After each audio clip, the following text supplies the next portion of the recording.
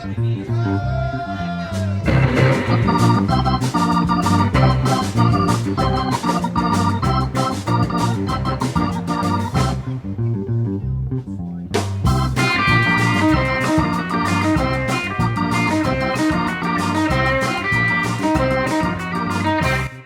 I can hear you. Boom. What's up, man? How you doing? Yeah, good. How you doing? This is amazing. This background. This is fantastic. That's the real deal. That's not a green screen. Yeah, that's I know. The real deal. It's like tell. a 15-foot flag, dude. It's awesome. Yeah, I've got a Cybernaut Club background just out there, but I'm getting ready to get it put up here. But oh man, I should have had it for today. It would have been perfect. It's all good, man. It's all good. How you doing? I'm doing great. Yeah. So so let's get started. The only thing that I had that was slightly American was my Paddy's Irish Pub South Philadelphia PA t-shirt, from It's Always Sunny in Philadelphia. You watch that show? Sure. Yeah. Well, I live just outside of Philly, so yeah. Nice. So is that where you're originally from? Well, no, I'm from Harrogate. And whereabouts is that? You're blowing my mind. It's in Yorkshire, mate. Yorkshire? It's in bloody North Yorkshire. Proper. Right. Really? You're really from Harrogate? Yeah. Yes, sir. How did you go from I had to ask because normally in the USA back in the olden days when before the Americans threw the tea off the boat, we like to go over there and call all of the places the same things as here. So when you said Harrogate, I was like, it's got to be something like that. Yeah, no, I was born. Are we recording? Are we going? Yeah, we're going. Is this the start? We're going right now? We're going. Shit, yeah, we're live. So I can regale you with my tales. Yeah. Right, mate. Yeah. So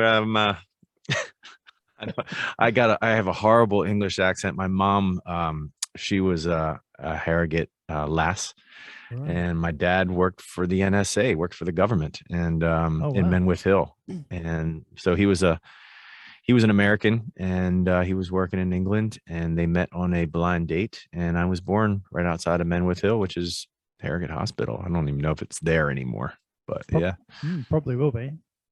Yeah, maybe. I would think so. Yeah. Oh, dude, that's amazing. I had no idea that you were, do you class yourself as English? Obviously American first, I would think, but do you have a British passport? No, but I feel like I need one just for my spy status. You know what I mean? Multiple passports, dual citizenships. You feel like you need that, right? I'm like that. I've got an Irish passport because I was born there. So, but same as you, okay. I can't do a good Irish accent. So I've got both. I've got English and Irish, British. And have Irish a few pints, lad. You'll have a fine Irish accent. Or was that Scottish? That was Scottish. I can't keep... Yeah. I know London a bit. I know a bit of London only from watching like Snatch and all that. Yeah, you know what I mean? Yeah. So I've got a bit of. I think that's London anyway. Yeah, I do think. I think because it's like F's instead of THs and such. Yeah. But so I got a bit of, and I love Guy Ritchie movies, right? So yeah, I do have a bit of a flair for the London side of things, but I don't know. Wait, let's see. I don't know if I can do Scottish quite as well, but it's you've got to cross it over. And then there's the southern slang thing of over here in the United States of America, we got plenty of southern slangs and draws and everything else. And in Pennsylvania, believe it or not, we have multiple dialects. So we have you have the Western Pennsylvanian, which is real drawn out on certain vowels and such, and they have like Johnstown. You go out to Johnstown, you get yourself grab yourself you go out and watch a game or something down at the football field down there, and then you have the Philly side. So down in Philly, Philadelphia, we got a whole different thing out in Philadelphia. You grab your basket, your towel, your lotion, you go down at the beach and you go have your sandwich and your hoagie down there. So that's like Pennsylvania all the way to the pond and across and back all in 2 minutes. We knocked that out. Dude, that's amazing. Do you do any stand-up or impressions or anything like that? Because I'm a voiceover actor. I've got to tell you, when you did that when you did that Yorkshire accent, I blushed, like, because I was like, oh shit. I thought that then your American accent and the American facade was all like for show. And I thought you were actually a Brit. It was good. It was good. It's funny. Yeah, Yeah. I'm a decent mimic. But no, Yeah. I do I actually I do a show called, it's an American show, obviously, but because I don't believe the southern border of England is being invaded by third world countries, but in America we have this huge southern border problem. And a buddy of mine, Ben Berkwam, who's with Real America's Voice News, he approached me and he said, you know, would you be interested in doing the song for the show? And I had a song that I had already, you know, had in the can, and they used that for the intro to Law and Border. And then I said, you know, who's going to do the VO for the intro? And he's like, oh, we got a VO guy. I was like, well, send me the intro and I'll do a run at it. And so it came out like, he goes, you're watching Law and Border with Ben Berkwam. So this whole, you know, facade of, you know, being a voice actor as well sort of falls into being a musician. And listen, after COVID, it's all fair game. You got a microphone and a camera in your basement. Heck, you're everything. You know what I mean? So you're like fully embedded in the world of entertainment. And you know what? Somewhat, yeah. Yeah. So how long has your career been going for? I mean, by all means, take us right from the start. Like, how did you get from Harrogate to America? And then when you got there, where did you grow up? And, you know, what were, obviously, I'm guessing, I have a vibe that perhaps you're leaning towards Republican. I was going to ask you what your values were and, you know, all that sort of stuff. But I get the feeling, I've seen a picture of you with the president, you know, shaking his hand. And I think, yeah, maybe you're a Republican.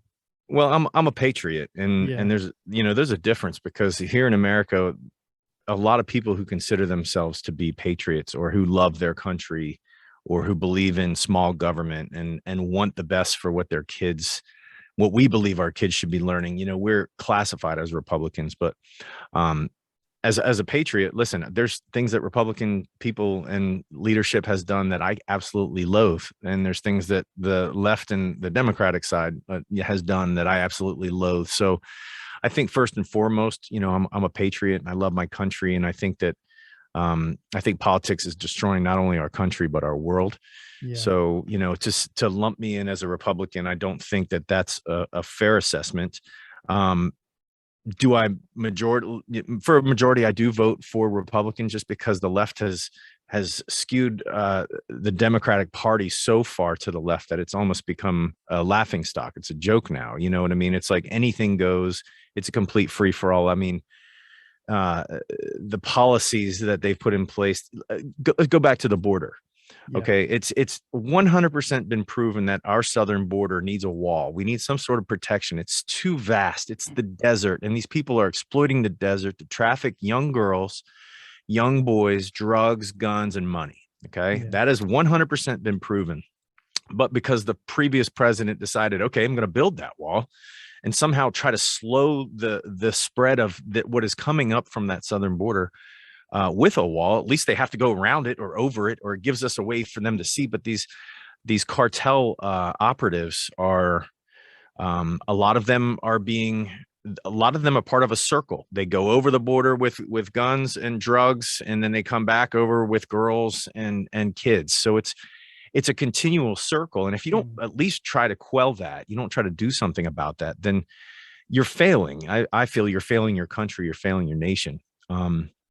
But what I was getting at was, we had a lot of, you know, during the last president, President Trump, which, say what you will and how you will about it, he was actually trying to make progress towards shutting that border down, or at least slowing the flow of the cartel trafficking of human sex slaves and money and drugs. Right. So very simply put, that was in place. And then when, you know, our new president comes in, just because it was done by our old president, he decides he's going to start crossing those things off. And now, unfortunately, we've had a huge influx of human trafficking and drugs coming across our country. And it's self-evident. It's one of those things that, you know, just because the last guy did it and you don't like the last guy, you're gonna, you know, make a statement by removing something that worked.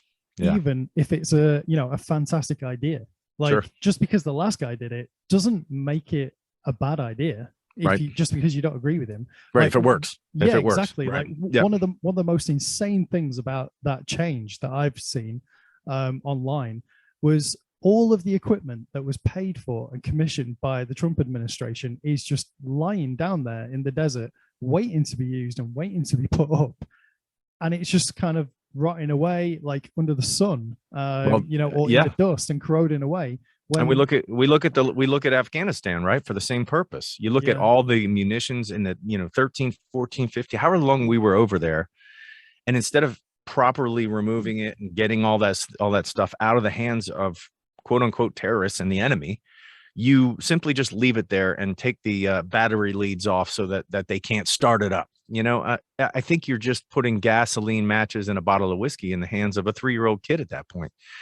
So we look at those things, and again, we shake our head and at both sides of the leadership in this country, and it's become very evident that money and corruption are ruling the day, and you're seeing it even with what's happening in Ukraine right now. Yeah, 100%. And you know, you see that here in the UK as well.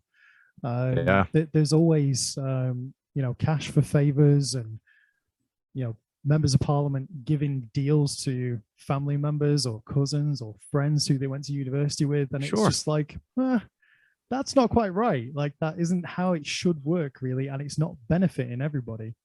And you know, we've just been through a really hard you know, 2 years with a pandemic. Loads of people been unemployed, and they cut benefits for those people at this point, and now they're voting to give themselves another £2,200 pay rise.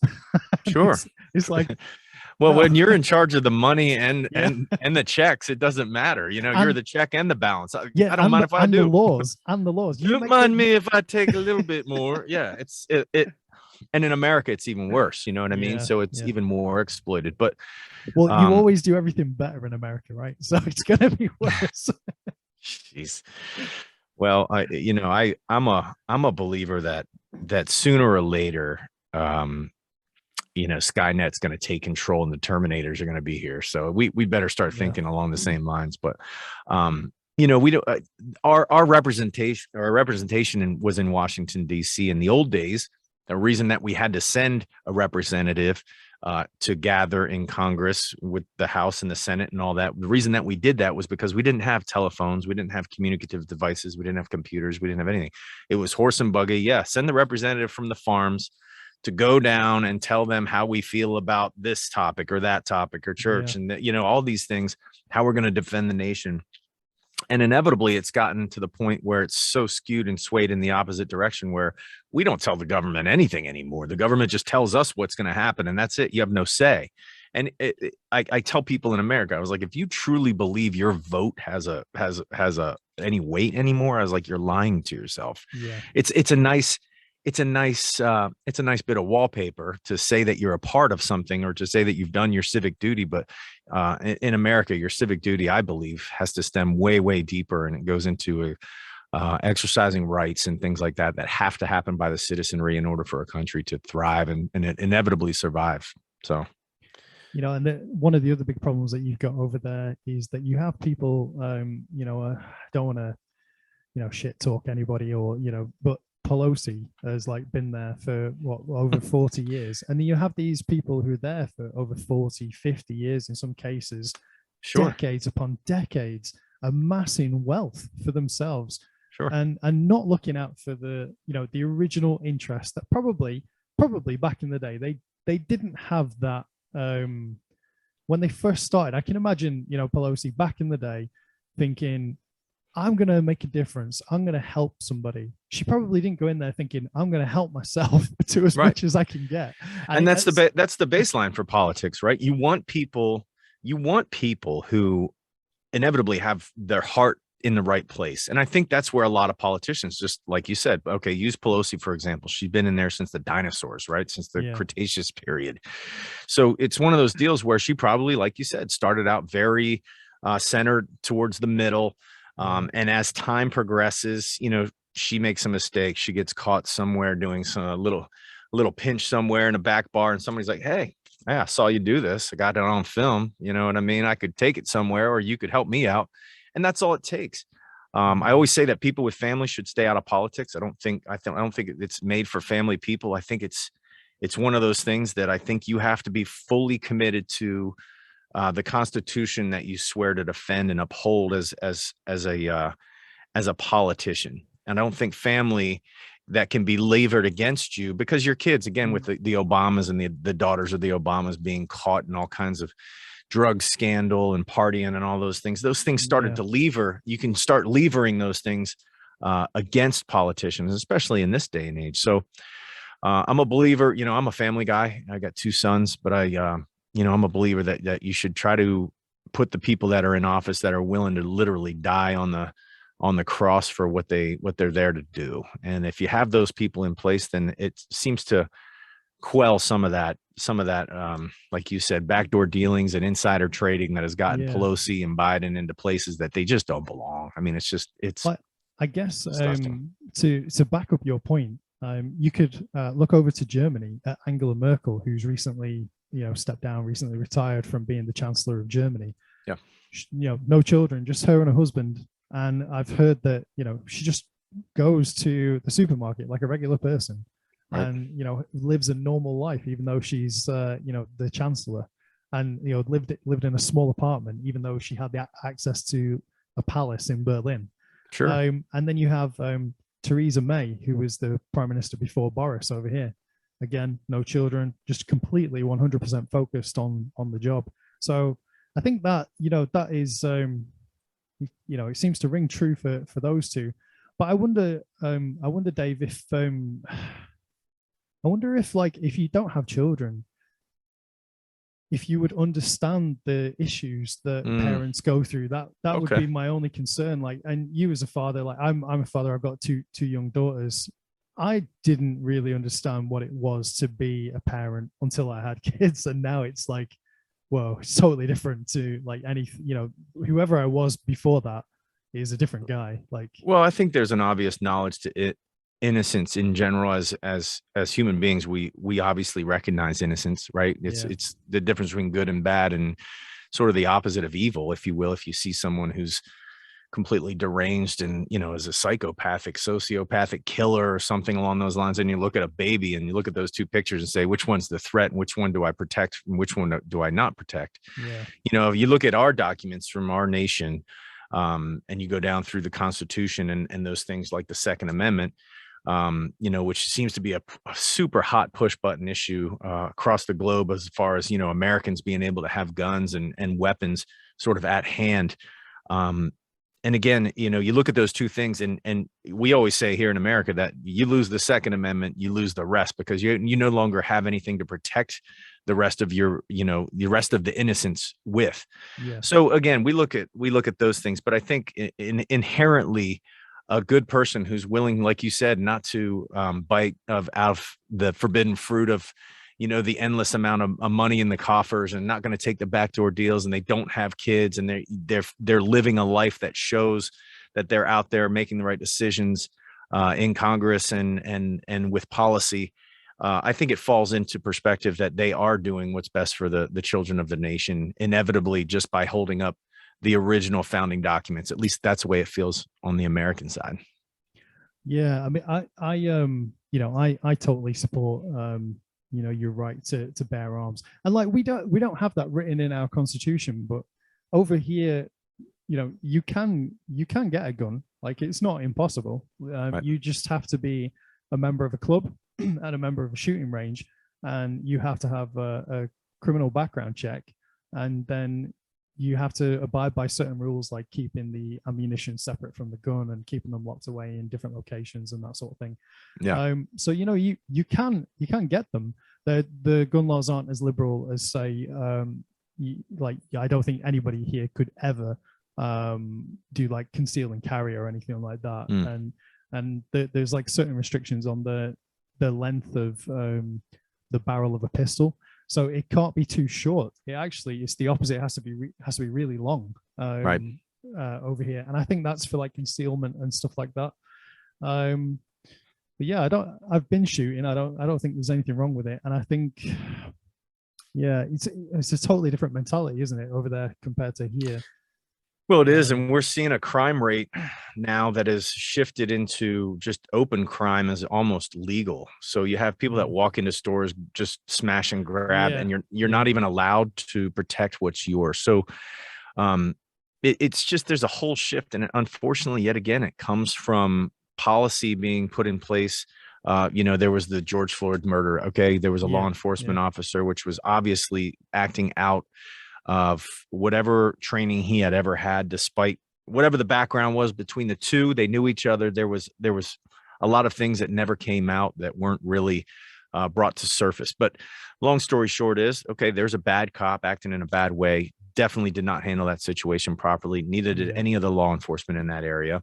And then they used that one situation that was captured on film and on camera. And listen, the sad and crazy part about is, if you go down through and you look at statistically, if you want to have a conversation about race and how many white people have been shot down and killed by police over the last however many years, 5 years, you will actually find that statistically it's higher for white people. It's a true fact.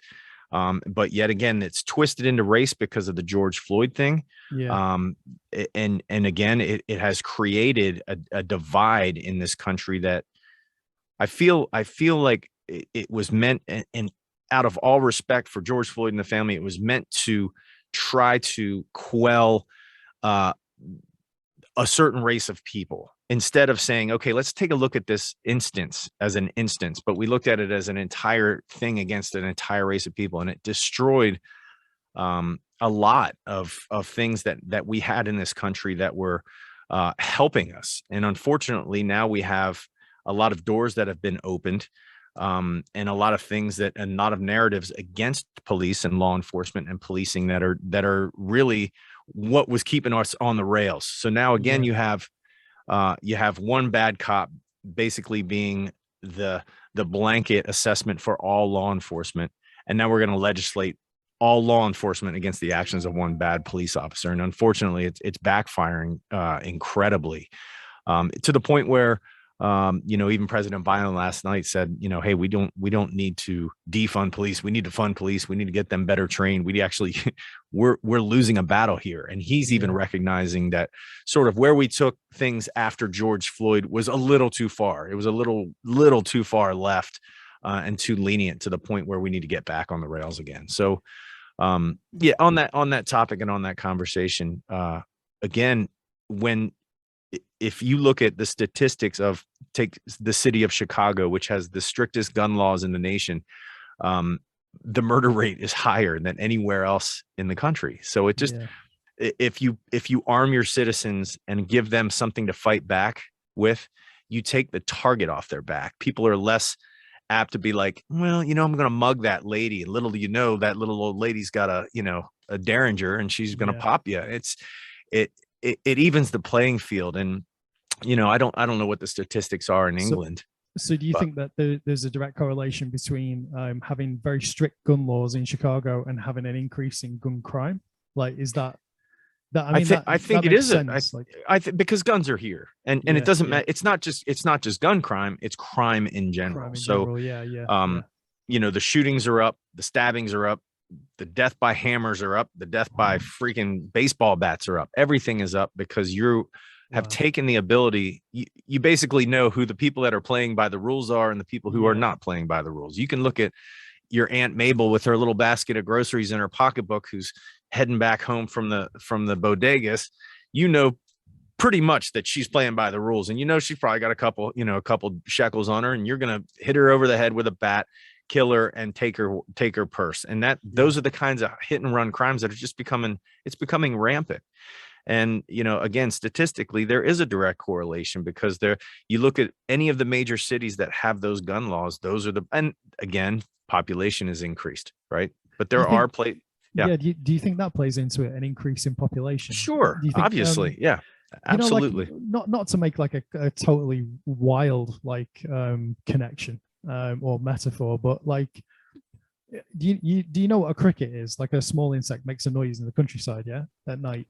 Sure. Yeah. So when they overpopulate in a certain area, they start to change, and then when they get bigger, they increase in size, and then they swarm and they become locusts, and they act completely differently, totally aggressively.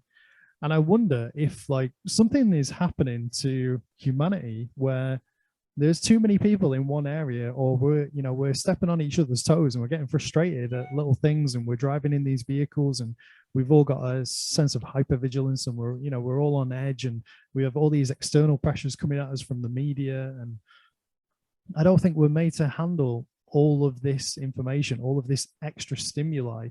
Normally, traditionally, we would be small tribes of people, small groups of people looking out for one another. We'd know, the boundaries of our world, and that would be about it. But now, I'm here in the UK, you're over there in America. We're wondering what's happening in the Ukraine and probably feeling anxious about it. And it's not doing us any good. And, it's not helping them. It's just kind of, I think technology is phenomenal. Like, it's enabled me to have this, conversation with you right. today. But then on the flip side of that, it's kind of made us, I don't know, made us all a bit crazy as well. I think that might have something to do with it. I think you're right, and I do think there's a natural order of things that no matter where you look in nature, there's a counterbalance to things like population and things like swarming mentalities.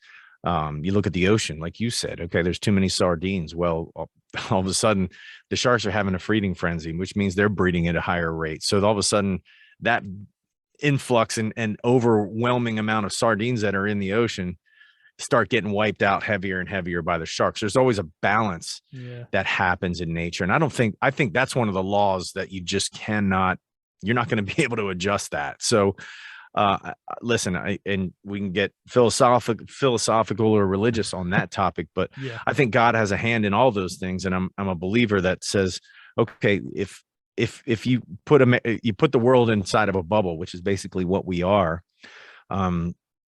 there are a certain amount of laws in nature that are going to have to stand up. So again, if we start getting this swarm mentality, like you said, something's going to happen mentally or physically to the swarm, either to make it go away or to make it be more dominant and more aggressive. So take the zombie apocalypse, okay, World War Z, right, sort of thing. Okay, there's way too many people in this area. Disease pops up, it spreads at a mass, and all of a sudden this disease creates this almost superhuman that runs around, being, cannibalistic to the point where it wants to, create others. And that's its form of continuing the disease of the virus. And it's a mental thing. So I don't know. And, COVID was one of those things that everybody was kind of sitting back going, well, maybe this could be the one. Maybe it's here to wipe people off and get rid of some of the numbers. And listen, I don't like, again, there's man-made genocide, and then there's the God balance. And I don't think you're going to ever meet the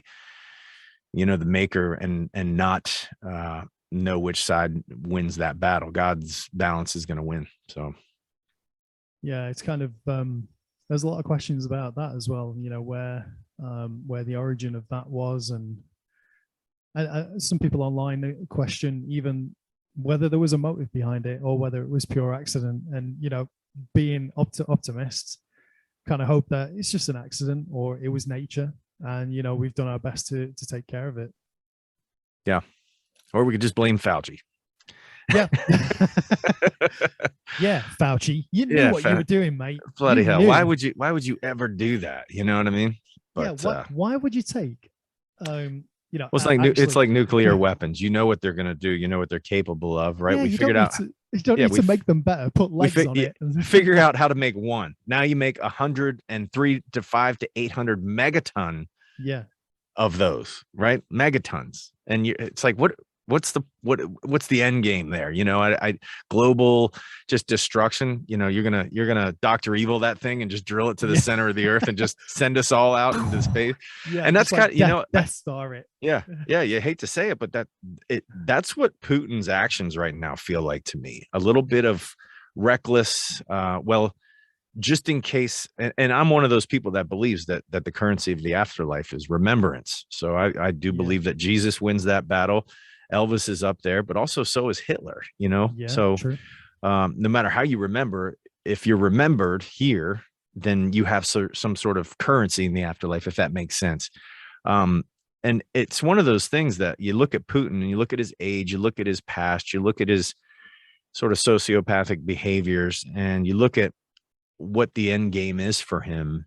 And it all feels like he's going to make himself out to be this global martyr that is remembered. And that's something that scares me, because there's no justification or reasoning to take, your Russian troops, who, from what I've heard, really aren't that into fighting a war with Ukraine. They don't want to go over there and kill Ukrainians. They just don't want to do it. And yeah, I mean, that'd be like people from Virginia killing people from Texas. Like, right. Hey, y'all are going to go down to Texas and kill Texans. Wait a second. Like, I got friends over there, man. I'm on like social networks over there. Yeah. I have business partners over there, whatever.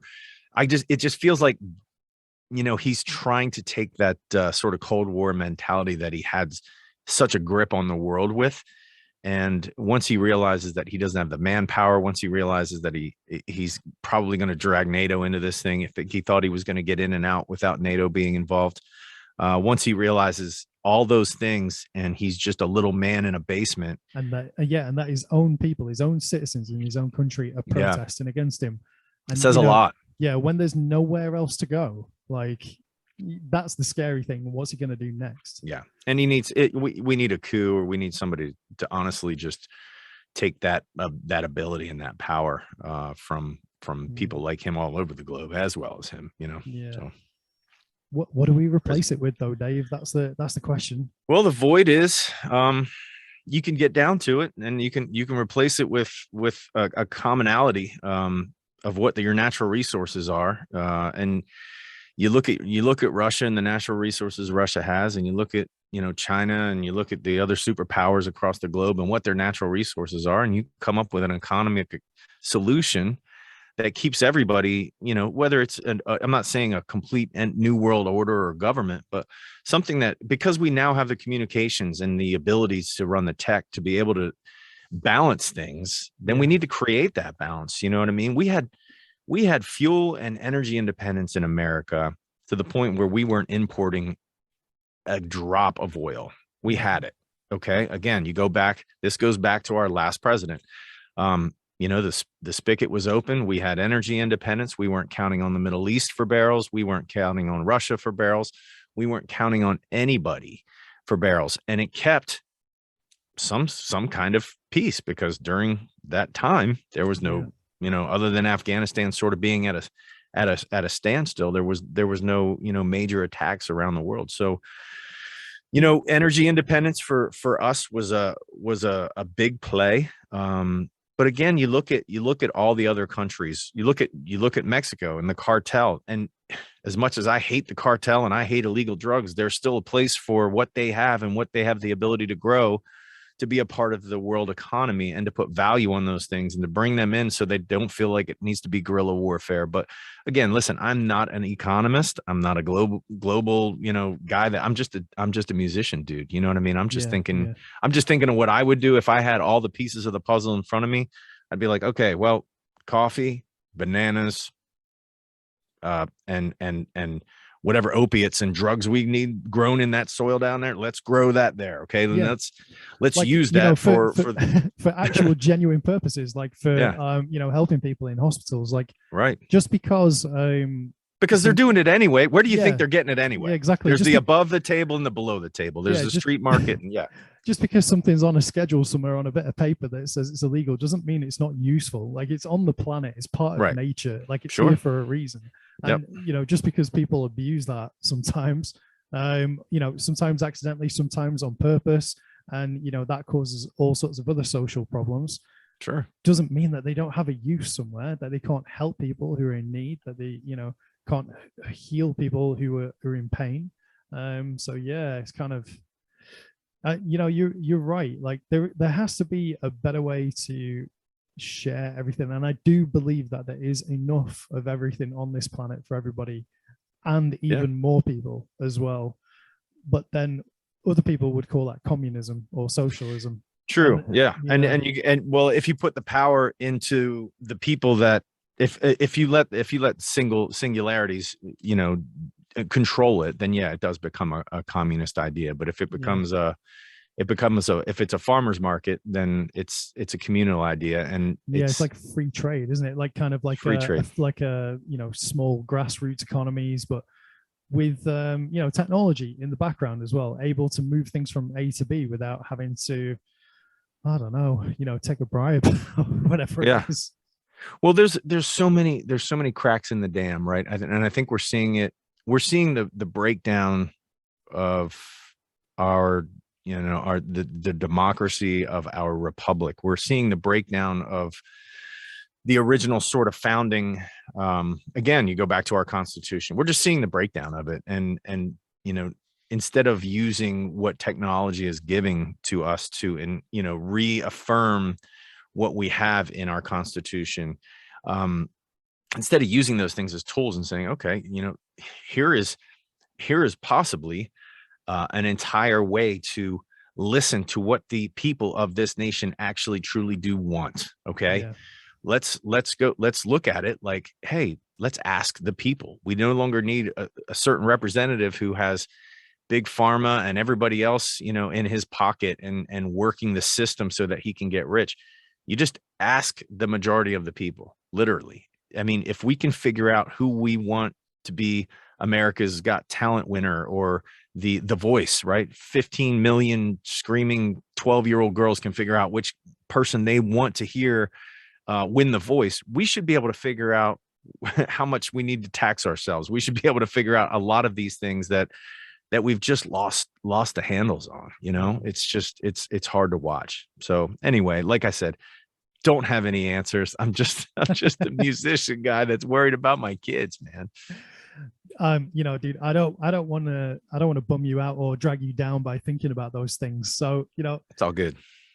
Let's go back to I was born in 1981. I'm not sure when you were born. What year were you born in, Dave? Oh man, way after that.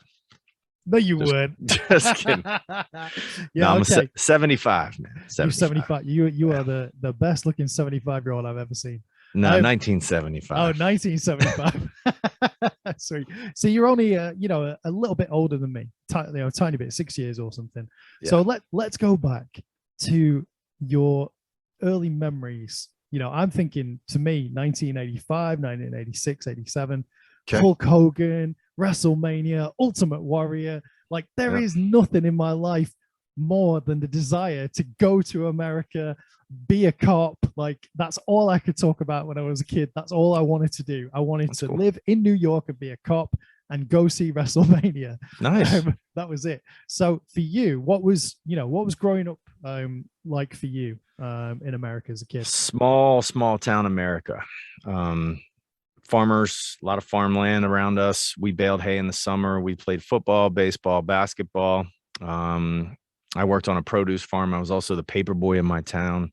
I was in Cub and Boy Scouts. I helped clear tables at Dutch suppers. If you know what a Dutch supper is, basically the community gets together, lines up all the tables. Everybody sits down and eats a meal together. So very small town America. But for me, it was always, we actually started singing when the preschools in England that I went to were in churches, and we sung hymns in the church in preschool. And I think that's where I learned how to like harmonize and listen to music.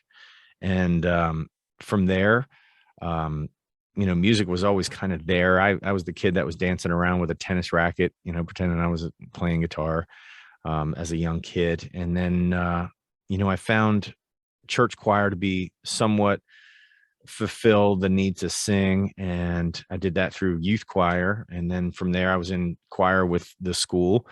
And we actually had a kid that was on his way to school in I guess it was my sophomore year, and the kid was a junior, and he had wrecked his car, and he had died in the car crash. And this is just a quick story, but they basically shut the school down, and they made the auditorium a place where everyone could sit and reflect, and they had counselors and things in there. And down the hall from the auditorium was the band room, and I can remember walking, because I played football with this kid. I'd known him for years, and went to school with him for years, and everybody loved Vaughn, and he was just a good dude. And when we got the story about what had happened on the way to school, and they basically had said, hey, this one of your schoolmates had passed away, they shut the school down. So, but most of the kids were there.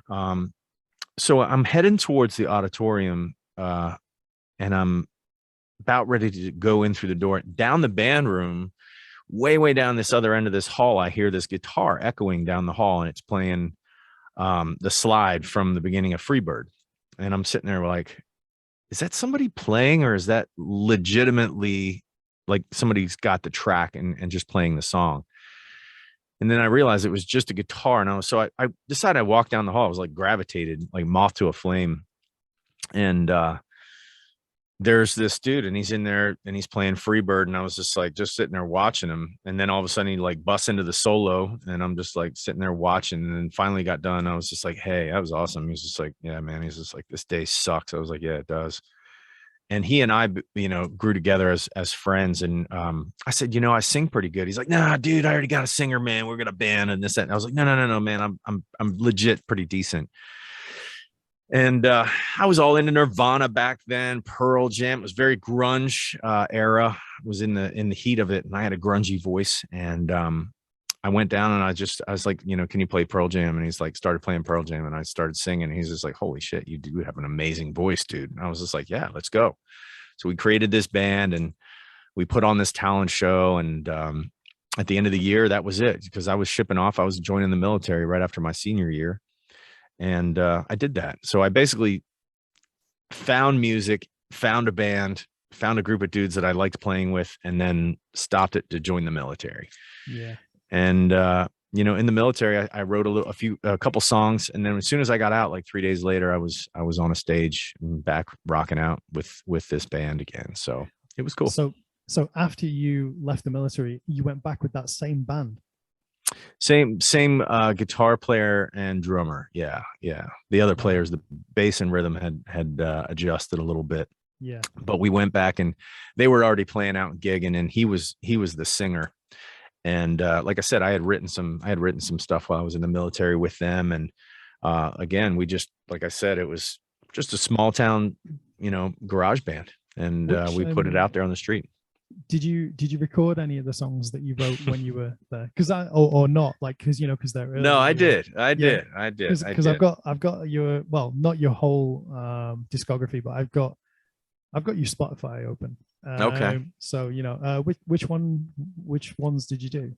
So that nothing is on Spotify. It's pre Spotify. Yeah. So I recorded 2 albums that were pre-digital age that are strictly on disc. So I've always sort of just been sandbagging on those, because I'm like, oh, they're rough. You know what I mean? In today's standard of music, they're pretty rough. But I tell you what, the songwriting was still there, and the talent was there. Do you ever think maybe one day you'll do them again, like do them fresh?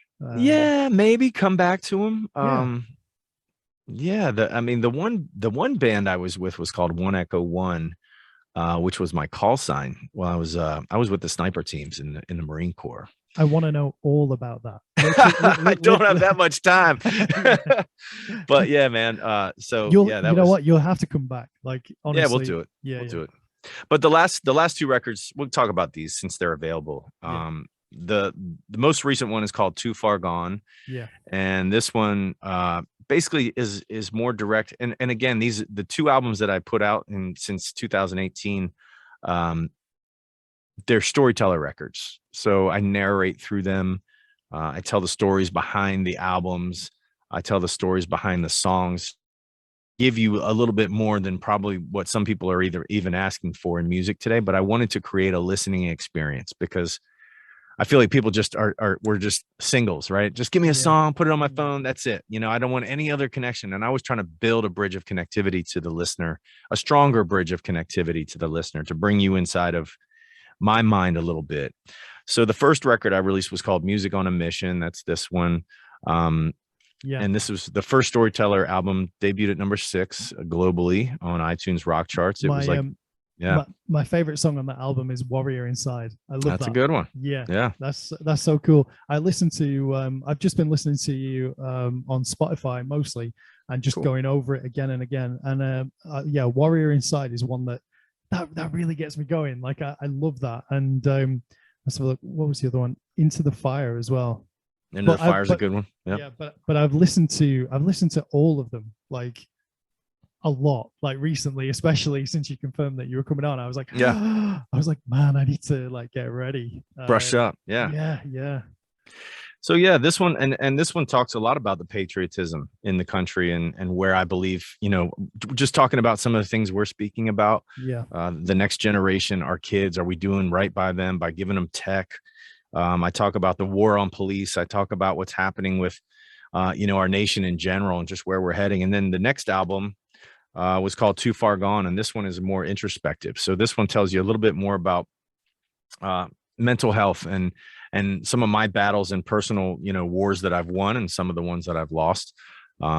And it just, like I said, I wanted to create a different listening experience. So I created these storyteller albums for anybody that wants them. It's DaveBrayUSA.com. You can download directly from there, or I can't ship over to England, but you know, you can still download the music and the stories from DaveBrayUSA.com. Yeah, people can definitely check it out. And I'm going to put all your links under this video and with all of the social media as well, so people can connect with you. Nice. So is that something that you feel ready to share or not? Like, you know, some of the struggles with the battles, because that's something that people find, you know, interesting. Maybe there's guys out there going through some similar stuff, or maybe not. You know, do you want to say? Well, yeah, man. Yeah. I think a lot of us are struggling and battling a lot. Men have been, you hate to say feminized or whatever, but we've definitely been boxed in a little bit. And there's a certain gene of just like the song Warrior Inside. If you go into that, there's a certain gene to certain groups of men who legitimately they end up being in service or military, law enforcement, fire, police, that kind of thing. They have a gene that is different than somebody who doesn't, somebody who's just in the tech world or in their own personal bubble. And this service gene is one of the ones that I can relate to. I can relate to, you know, Navy SEALs and Army Rangers. I just feel like when I'm around these people, when I get to spend time with them, I don't feel like I'm an outsider. It just I feel comfortable in that sort of dangerous rhetoric, the potential for violence, you know, that kind of thing. And it's interesting. You're like you feel secure because you know that all of those guys, they're all at a similar level to you, and you know they've got your back no matter what. It's like they're a brotherhood. You're part of that. There's an instant relatable, a brotherhood. And again, you know, some of those top tier operators, I'm nowhere near those dudes, you know what I mean, and what they've accomplished and what they've gone through and the type of mental strength they've built over the years. But I do hold myself to a standard of mental strength, and it's one of those things that I believe comes from physical strength.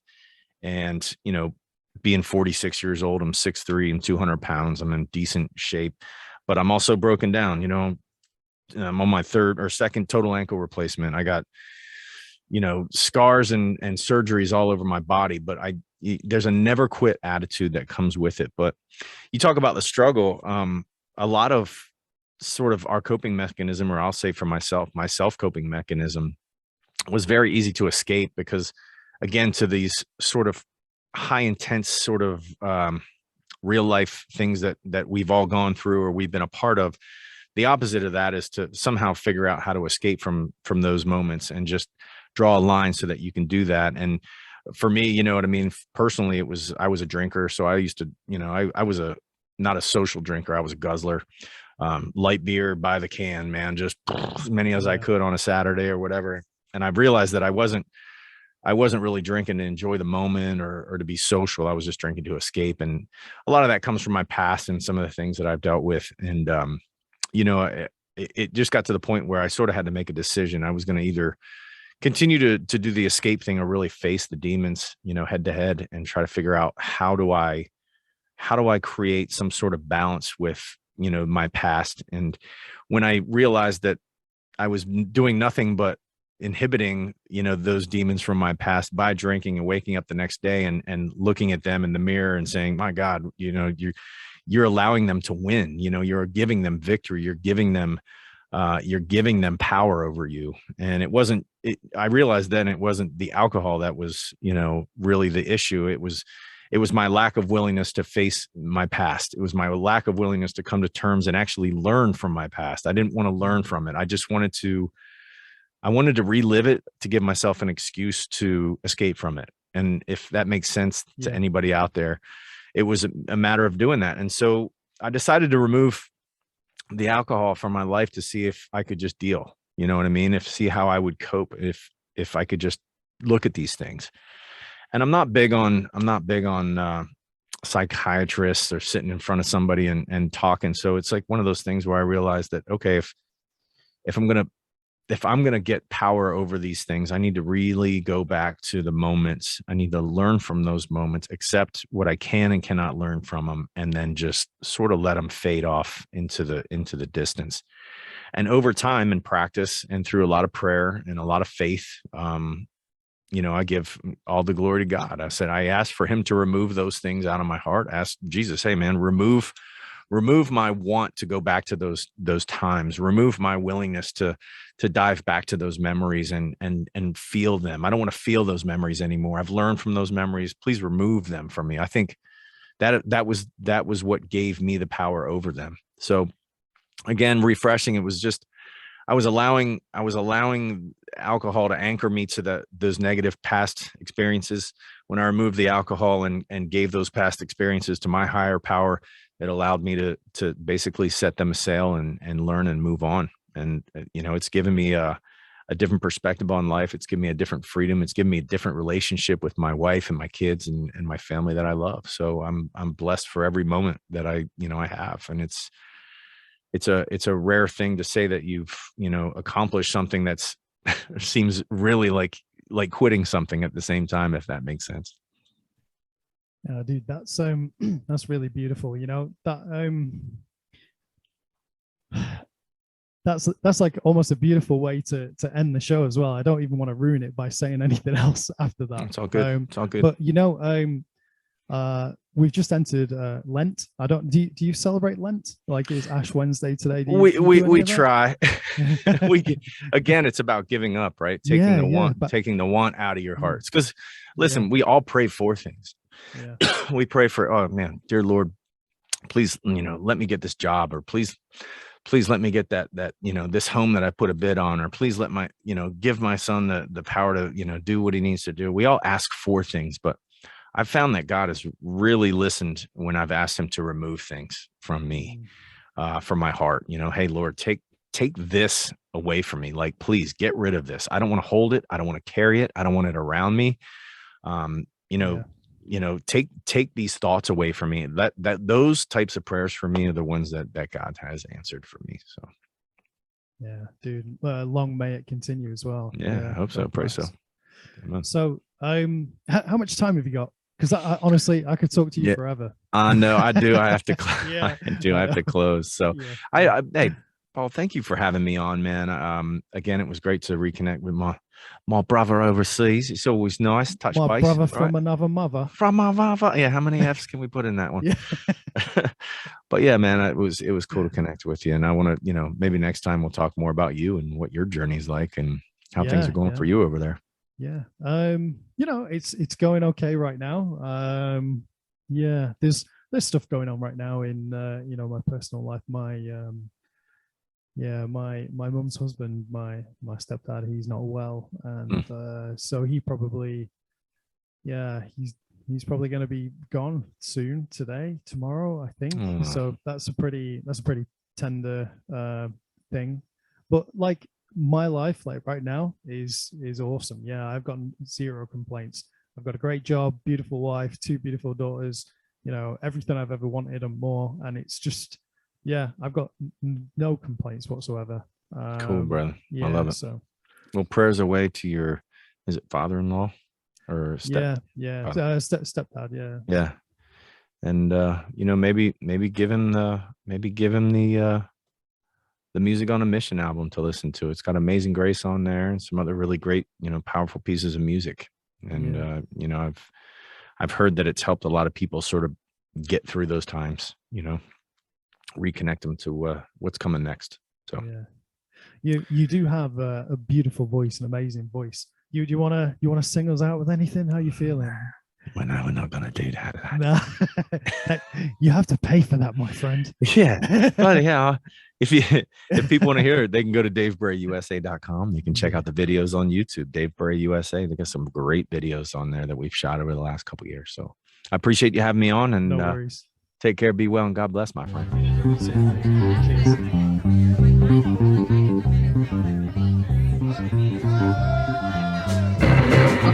Cheers.